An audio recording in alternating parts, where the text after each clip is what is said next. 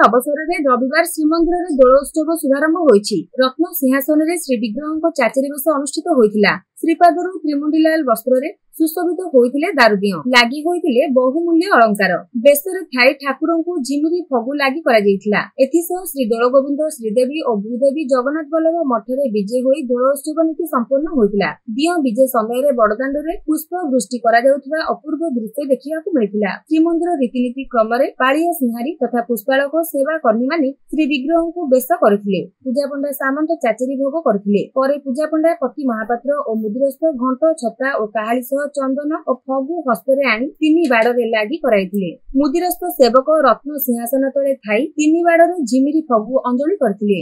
एथिसह श्री दोलगोविंद श्रीदेवी और भूदेवी समेत तीनी ठाकुर चाचेरी बेसरे सुशोभित करा जाइथिला। सेठारे फगु चंदन प्रसाद लागि होई बंदापना और आलोट चामर नीति बढ़िथिला। परंपरा क्रमे तीनी ठाकुर प्रभा उपरकू फगु फिंगा जाइथिला। परे सुसज्जित विमान रे ठाकुर नै विमानबड़ू सेवक बड़दांड स्थित जगन्नाथ बल्लभ मठरे पहुंचीथिले। सेठारे दियंक फगु अंजलि प्रसाद लागि बंदापना चामर और पंथी भोग नीति संपन्न हैला। एही अवसर रे भगवानंकु लागि फगु आनी भक्त माने निज अंगरे लगाई भगवत कृपा लाभ करथिले। मठ नीति संपन्न पर ठाकुर ठाकुराणी श्रीमंदिर को प्रत्यावर्तन करथिले। दशमी तिथि ठारू त्रयोदशी पर्यंत महाप्रभु चाचेरी बेश अनुष्ठित हेबो। ठाकुरे जगन्नाथ बल्लभ मठ को यात्रा करी दोल यात्रा विधि पालन हेबो।